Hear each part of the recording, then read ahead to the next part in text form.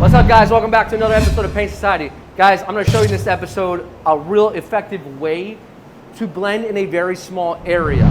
Let's go ahead and take a closer look.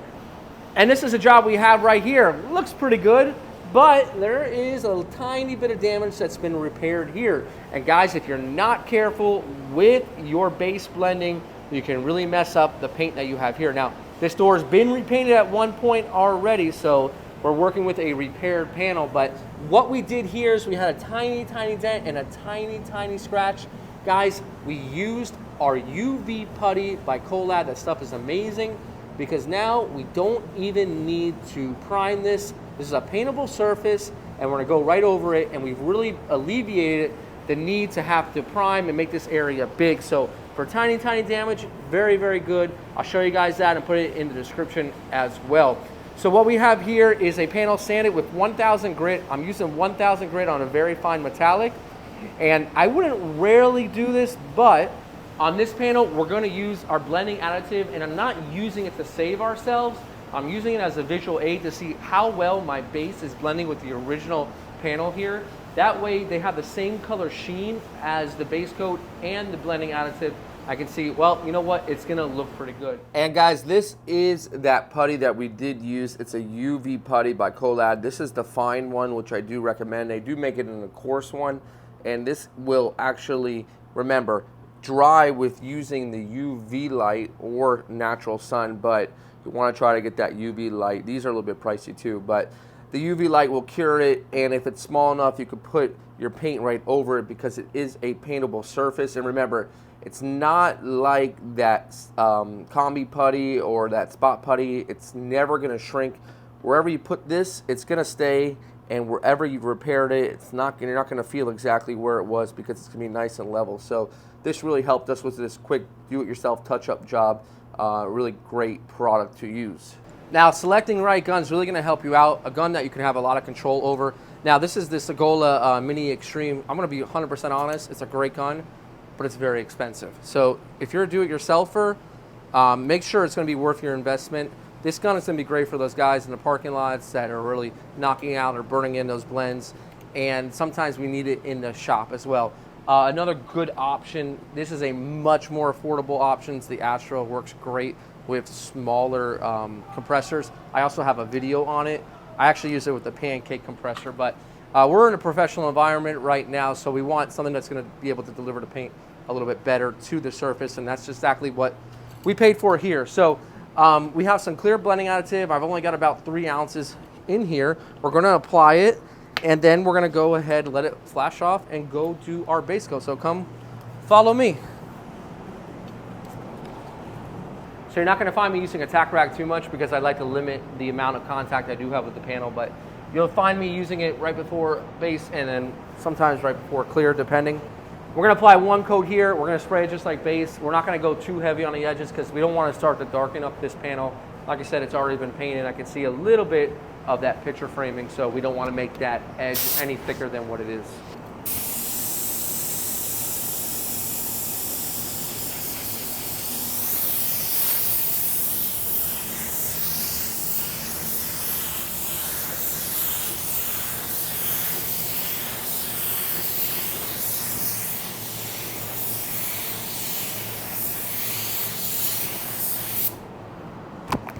And just like that. Now, some people like to get into that right away, and you can, because while it's still wet, your metallics can kind of soak into it. But it's a rare night here where it's cool in the booth. It's probably like 75 degrees. We're gonna be using a slow reducer with our metallic, and I know that it's just gonna blend in really nice. So if you're concerned about it being dry, you should go into it right away. I'm gonna use it as like a little bit of a foundation between the clear coat, the original clear coat, and my base that's about to go down. So that's why I'm gonna let it flash. We're back here after 10 minutes. We're ready for our base coat. Now we're using a 1.3 in here, so it's packing a pretty powerful punch, just like a regular spray gun, but the difference is the air makeup. The fan is just a little bit smaller, so you have more of that control. So on our first coverage coat here, we're just looking to get coverage and then let it flash.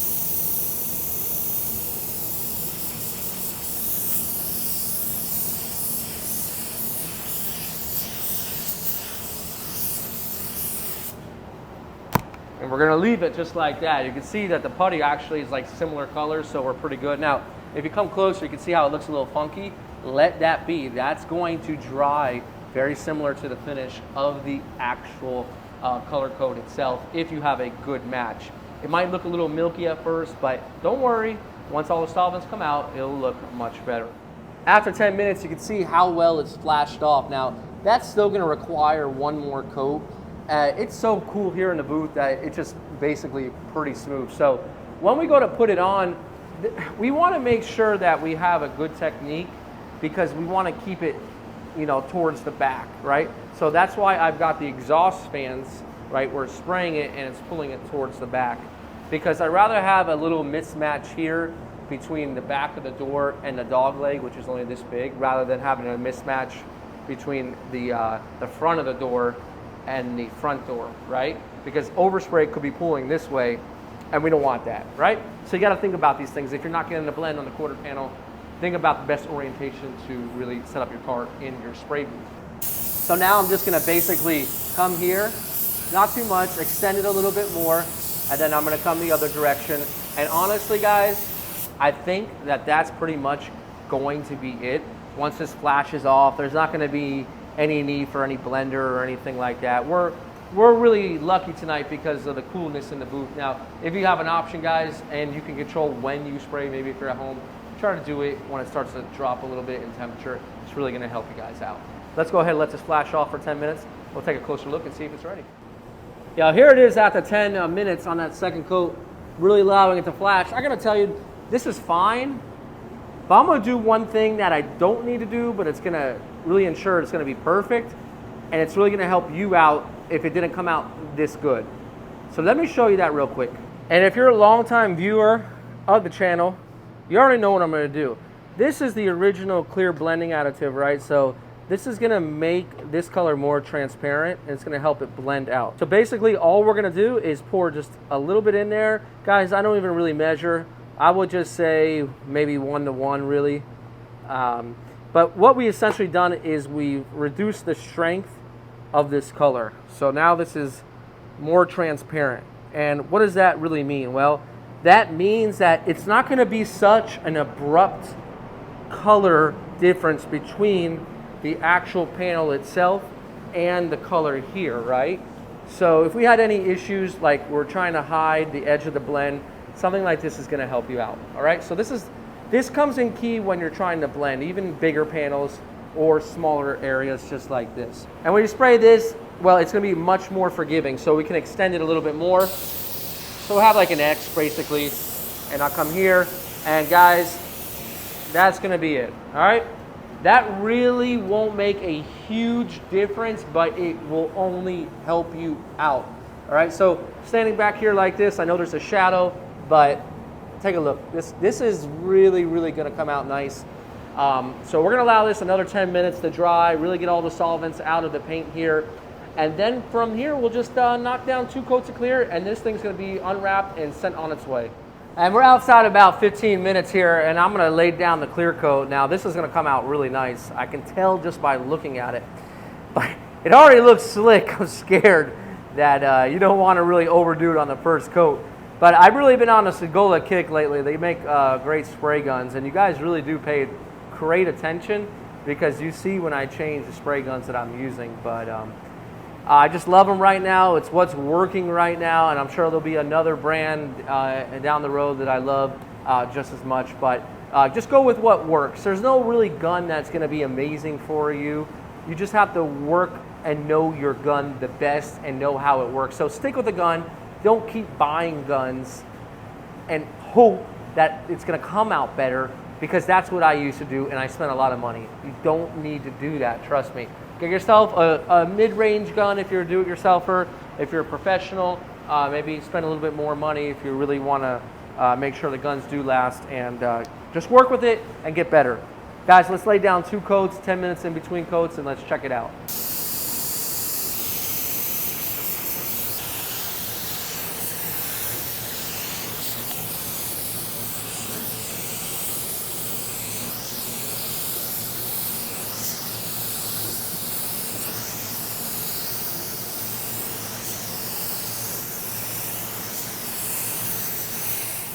Well, that first coat's just about all tacked up. The one thing I don't want you guys to do is rush your paint jobs. You've done all the body work, you've done the primer. Why get to the point of painting and rush it? It doesn't make sense, does it? We got time, right? You got time to do it right the first time. If you don't, you better have time to do it right the second time, because you really want these cars to come in and you want them to go, and that's how you make money in this business. Okay, get your methods down, figure out a process. Now, one thing I do that a lot of people ask, and they sometimes don't agree with it or for whatever reason, but this is just the way I do it, is I paint, when I clear from the bottom up when I'm doing like a single panel. And the reason why is I can see the wet edge better going from the bottom to the top, okay? Now, if you do it from the top to the bottom, that's fine. Like, I don't know if there's any proven research that would state that your job will come out better or not, or the overspray and all that. I mean, if you're spraying from the top, bottom, and you're concerned about the overspray, like not melting in on one panel, that's a concern that you're not using the right temperature hardeners, all right? Your overspray should melt in as you're spraying. So I guess you could say that you would prefer to paint from the top down, because as you go down, it keeps overlapping, and your overspray really has nowhere to go because it just gets overlapped. So whatever. At this point, we're ready for the second coat, and that's just about what we're gonna do right now.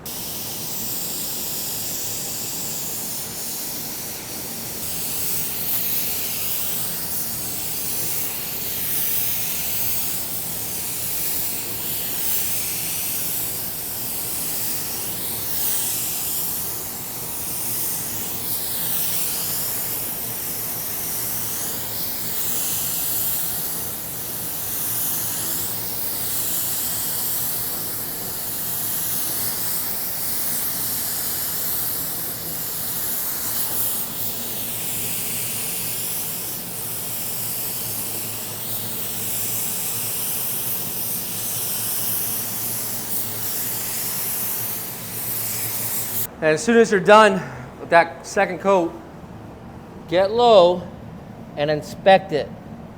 All right? It looks a little bit peely right in this area. This is a time to just go ahead and put a little bit more on before it starts to kick.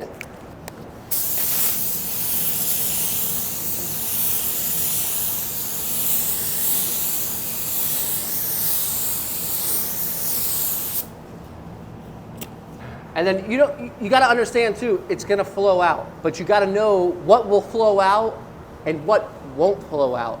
I have that knowledge of what won't look better later and what will look better later.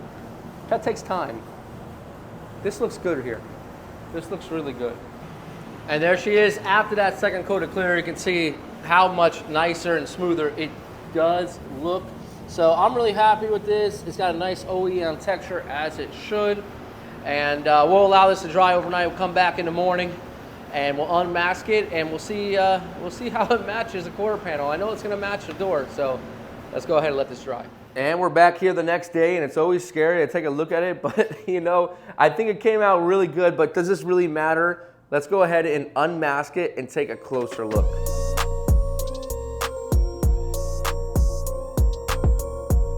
And here's how it's looking right after it's been unmasked. If we take a look down here, I gotta say, it looks pretty good. I don't think we're gonna have any issues here. We'll go ahead outside and take a closer look. And out here in the sun, guys, this is where the real test is, and that thing looks banging on. It looks really good. So I'm really happy with the way that this little touch-up came out, because we just blended in a small area. We didn't have to get really too concerned with the rest of the panel, and we don't want to do that, especially when it's been repainted before. We don't know exactly how well that color will match. So keeping it small, we really were able to really get a nice job out of here, and so can you, using like basic similar methods just like this. So guys, this is Brian from Paint Society reminding you, don't overthink it. It's just paint. I'll see you guys on the next episode.